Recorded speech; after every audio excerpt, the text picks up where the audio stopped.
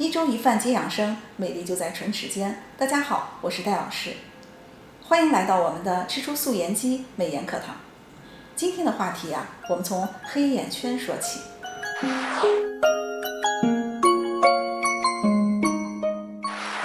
黑眼圈可是爱美女生的心腹大患。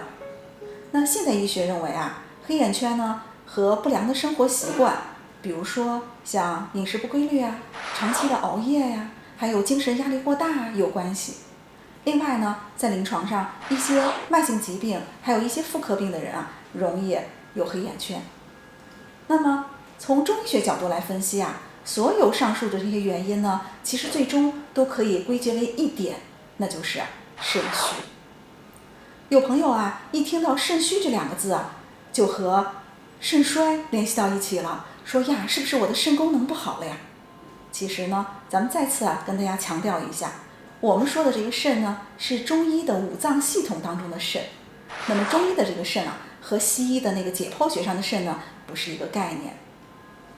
那么中医认为肾可是一个非常非常重要的器官，把它称作是先天之本，阴阳之根。那么中医认为呢，肾主宰人的生长发育和生殖功能。可以说女人的美丽根源就在于肾。女人的脑髓、骨骼、皮肤、牙齿，我们的形体其实呢都随着肾气的变化而变化。也就是说，女人的美丽它的源泉是在肾。所以要想容颜不老、青春永驻，一定要养好我们的肾那怎么来判断我们的肾好不好呢？中医说的这个肾好有这么几个标志。第一个就是皮肤好。我们发现肾功能比较好的女性朋友呢，皮肤是红润有光泽的，显得年轻亮丽。而反过来讲，肾虚的女人往往呢比较显老，皮肤呢往往松弛，而且呢脸色发灰暗，就是老百姓常说的，老觉得这个脸好像跟没洗干净一样，灰蒙蒙的，就是我们说的脸色黧黑。而且呢还容易出现眼眶发黑，也就是说的熊猫眼、黑眼圈的这个问题。说为什么这个肾不好的人往往这个面色发黑，而且出现黑眼圈呢？肾和黑其实呢是有密切关系的。中医认为呢，黑色是入肾的，黑是肾的本色，所以当肾虚的时候呢，往往是本色外露，当然就会出现面色发黑，还会出现黑眼圈的问题了。那怎么缓解黑眼圈呢？先教给大家几个应急的小方法吧。一个是呢，我们可以用温热的毛巾敷在我们的眼睛上。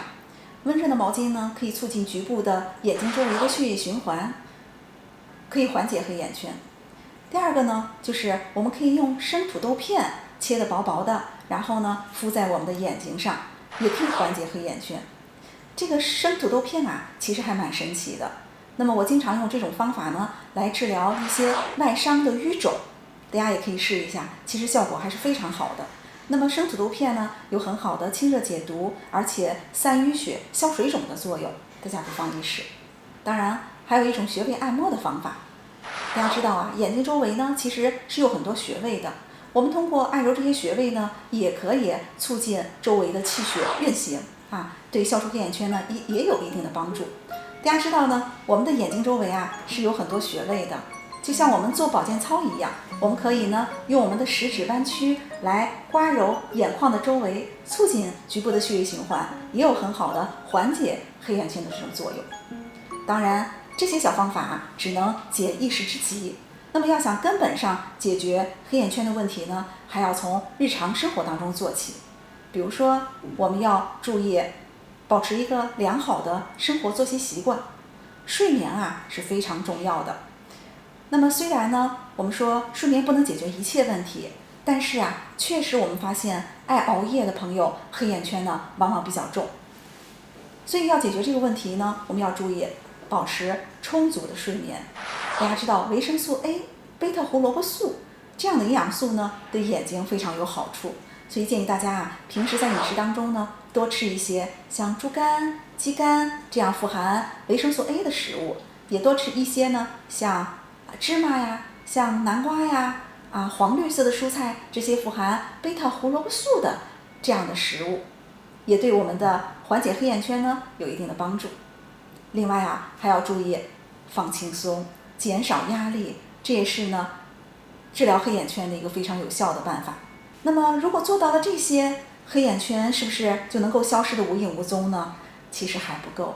我们刚才提到了，黑眼圈它的根源其实是在于肾虚，所以呢，要彻底的消除黑眼圈啊，还要注意内养。所谓内养呢，就是要注意补肾了。在这儿呢，我给大家推荐一茶一汤。一茶是什么呢？枸杞红枣茶。抓一把枸杞，再放上2-3个红枣，代茶饮就可以了。不要小瞧这个小方子，虽然简单啊，但是小食材有大功效。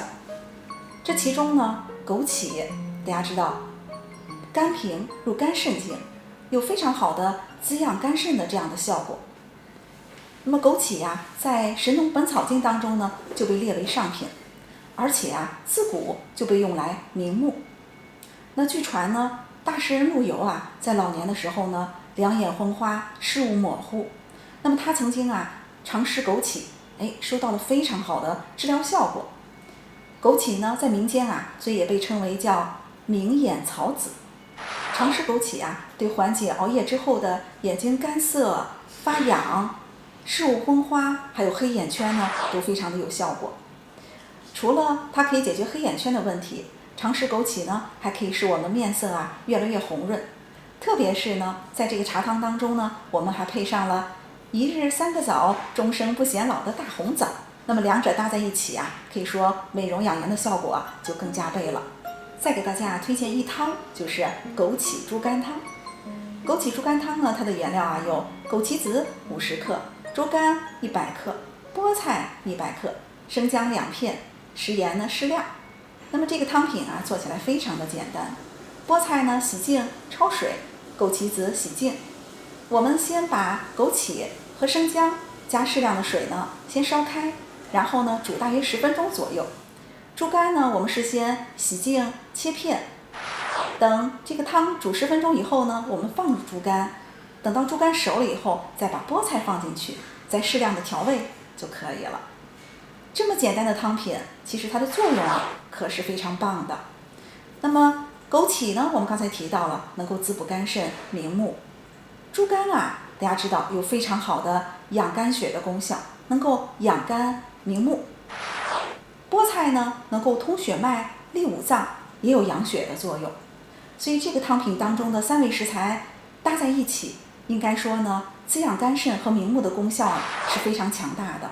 那么我们在临床上呢，用来调理因为肝肾亏虚所导致的眼目昏花，还有黑眼圈，效果是非常不错的，你不妨一试。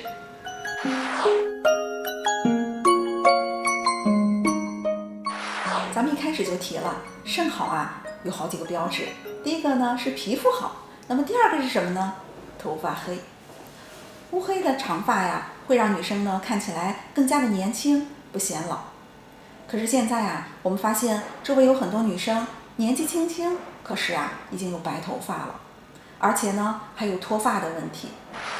其实中医认为啊，发呢是血之余，肾主藏精，其华在发。也就是说，头发其实跟我们的肾气啊关系是非常密切的。我们发现呢，肾气充足的话，气血能够上溶于毛发，我们的头发呢就乌黑亮泽。而反过来讲，那如果是肾虚，头发呢就容易干枯，没有光泽，还容易出现脱发还有白发的问题。如果出现了白发呀，我们可以去染发，但是那只是遮掩一时，而且大家都知道啊，染发可能对我们的身体健康呢会造成不利的影响。所以要从根本上解决白头发的问题，解决脱发的问题，还要从根本入手，那就是补肾。中医有个说法叫逢黑必补，什么意思呢？我们一开始啊就提到了，说黑色呢是肾的本色，所以面色黧黑啊，这都是什么呀？肾气外露的这样的现象。那么中医认为呢，黑色的食材是入肾养肾的。大家想想吧，我们常吃的黑色的食材有哪些呀？对了，像黑米啦，像黑豆啦，像黑芝麻啦，还有呢黑木耳啦，像这些啊，其实都是入肾养肾的。另外还有水果当中的桑葚，是不是？咱们以前也讲过，它也入肾养肾。所以如果我们把这些食材巧妙地利用起来的话，来补足我们的肾气，那我们的白发呢是可以转黑的哦。民间啊有种说法，说早晚嚼把黑芝麻，活到100岁无白发，道出了芝麻和头发之间的关系。特别是啊我们说的黑芝麻，它的食养和食疗的效果呢是非常突出的。黑芝麻呀，味甘性平，入肝肾经，有非常好的滋补肝肾、润五脏的功效。所以对于由于肾亏所引起来的须发早白啊、脱发呀，还有呢像腰膝酸软啊、健忘啊等等这些肾虚的症状呢，都有非常好的食养和食疗的功效。黑米又被称为补血米、长寿米，也是呢宫廷的御用贡米。黑米呢，除了能够健脾之外，还能够养血，能够补肾，它的美容养颜的功效也是众所周知的。另外呢，黑豆啊，其实在古籍当中呢，被称为肾之谷，可见啊，它补肾的效果是非常好的。那么除了补肾之外呢，黑豆啊还有活血利水的功效，还有乌发养颜的作用。另外，桑葚呢是抗氧化大王，水果当中的美颜明星。那么桑葚咱们在养肝篇里面跟大家讲过了，大家还记得美味的桑葚糕吗？其实桑葚呢不仅补肝，而且补肾养颜乌发的效果也是非常好的。我们把上述的这几种食材如果能够搭在一起来食用的话，补肾的效果就更明显了。给大家推荐一款养颜乌发粥吧。它的原料呢有黑豆、黑米、黑芝麻、核桃、大枣各30克。我们一起洗净，放到豆浆机里面打成香浓的米糊，既美味又养颜还乌发，一举多得，大家可以常喝哦。其实呢，除了上面我跟大家提到的这些黑色的食材之外还有一些食物，你像小米、山药、芡实、莲子、核桃、豇豆等等，这些食物也是入肾经的，也有很好的滋补肾精、美容养颜的功效。我就特别喜欢喝小米板栗粥。小米呢，咱们以前讲过，它入脾经，其实小米大家知道吗？还入肾经，有很好的补肾的功效。板栗古人称为叫肾之果。大家有没有发现板栗长的形状就像咱们那个肾的形状，对吧？中医讲说以形补形，大家记住喽。板栗呢是很好的一个补肾的食材。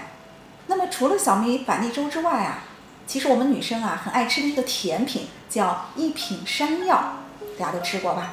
既美味又养颜。其实呢，山药是非常好的一个补肾的食材。当然啦，山药除了补肾之外呢，它还入肺经、入脾经，所以可以说呢，山药是肺脾肾同补的这样的一个非常好的食疗佳品。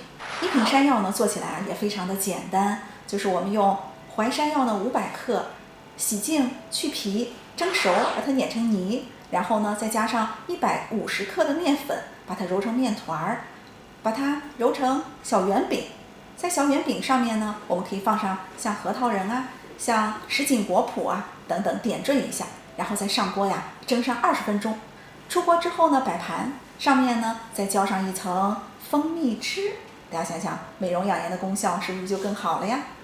肾好的标志呢，我们说了2个了，大家记得吗？一是皮肤好，2是头发黑。对了，再给大家说一个标志，就是记性好。如果你有过目不忘的神功，说明什么问题呢？你的肾气充足。那反过来讲，如果你是贵人多忘事，经常的丢三落四，到处呢去找手机找钥匙，这说明你该补肾了。最后呢，我还想跟大家提示一点，我们今天说到肾虚啊，其实呢是分不同情况的。那有的人呢偏肾阳虚，有的人呢偏肾阴虚。那么不同的情况，其实呢选用的食材和食疗方法也是不同的。肾阴虚的人呢，除了刚才我们提到的容易脸色暗沉、容易皮肤干枯、没有光泽之外呢，还往往伴有一些燥热的症状，比如说手脚心热呀、心烦、失眠啊。那么这样的人啊，就应该选择那些稍微偏凉性一点的食材，以滋补肾阴为主的食材。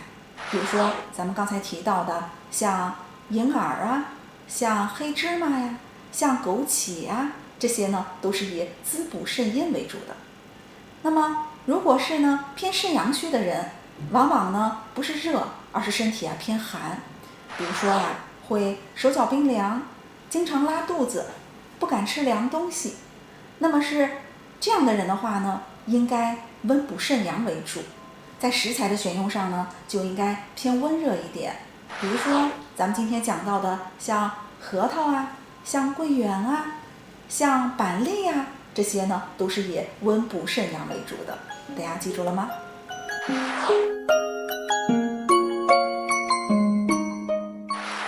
我们一直在讲啊，人体呢是自带药库的。这个药库啊，其实就是我们的经络和穴位。最后呢，我给大家推荐4个养肾的大穴。